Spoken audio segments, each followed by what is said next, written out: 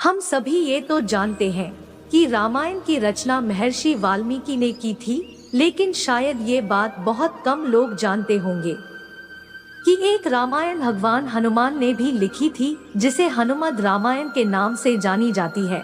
लेकिन खुद हनुमान जी ने इसे लिखने के बाद समुद्र में फेंक दी थी।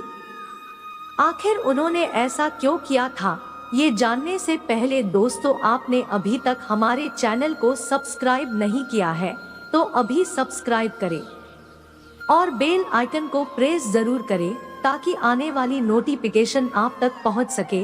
शास्त्रों के अनुसार सबसे पहले राम कथा हनुमान जी ने अपने नाखूनों से एक शिला पर लिखी थी, जिसे उन्होंने वाल्मीकि की रामायण से पहले लिख दी थी।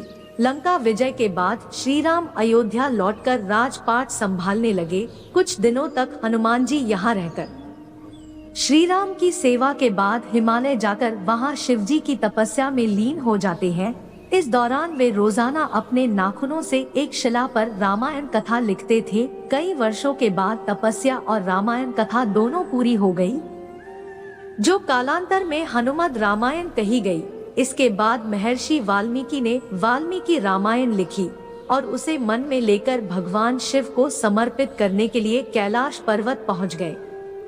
वहां उन्हें पहले से हनुमान जी मौजूद मिले और शिला पर नाखूनों से उकेरी हनुमद रामायण देखकर वे निराश हो गए। बजरंगबली ने उनसे मायूसी की वजह पूछी तो महर्षि ने कहा कि मैंने कठिन परिश्रम से रामायण लिखी थी, लेकिन आपकी रामायण देखकर लगता है कि अब मेरी लिखी रामायण को महत्व नहीं मिलेगा। आपने वह सब कुछ लिख दिया है जिसके आगे मेरी रामायण कहीं नहीं टिकेगी। यह सुनकर हनुमान जी ने कहा कि महर्षि वाल्मीकि चिंता ना करे। इतना कहकर बजरंगबली ने हनुमद रामायण लिखी शिला एक कंधे पर रखी और दूसरी तरफ महर्षि वाल्मीकि को बिठा लिया।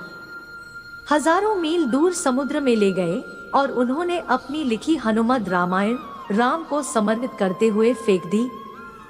महर्षि वाल्मीकि ने कहा कि राम भक्त, आप धन्य हैं। आपकी महिमा के गुणगान के लिए मुझे एक और जन्म लेना होगा। मैं वचन देता हूँ कि कलयुग में मैं एक और रामायण लिखने के लिए जन्म लूंगा।